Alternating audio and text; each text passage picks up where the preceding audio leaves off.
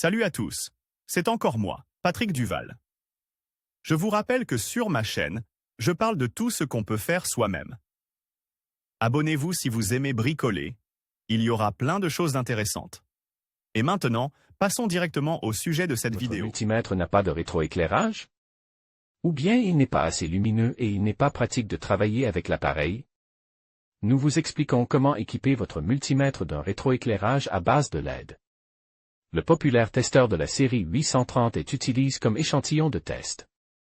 Nous commençons la modification par le démontage de l'appareil. Comment rétroéclairer l'écran LCD du multimètre? En ouvrant le couvercle, on constate qu'il y a suffisamment d'espace pour effectuer les manipulations et les modifications nécessaires sans inconvénient. Les modifications du circuit électronique seront effectuées ultérieurement, et pour l'instant, il est souhaitable d'enlever le film de diffusion standard, le substrat de l'écran LCD. Il est trop dense pour transmettre efficacement la lumière de la source installée. S'il était possible de le faire sans endommager la matrice, la moitié du travail serait accompli.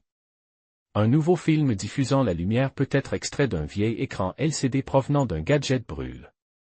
Un morceau de la taille requise peut être facilement découpé à l'aide de ciseaux ordinaires.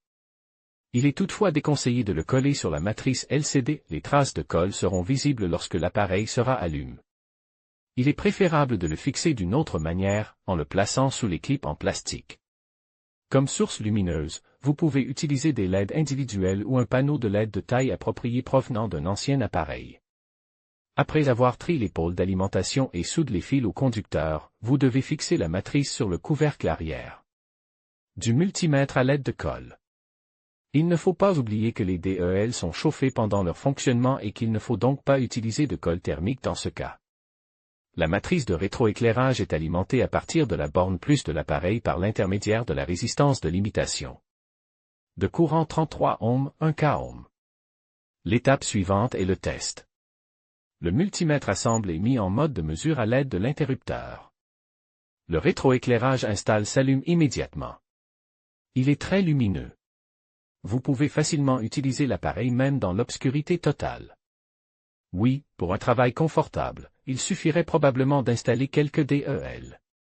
Et la décharge de la batterie ne serait pas rapide.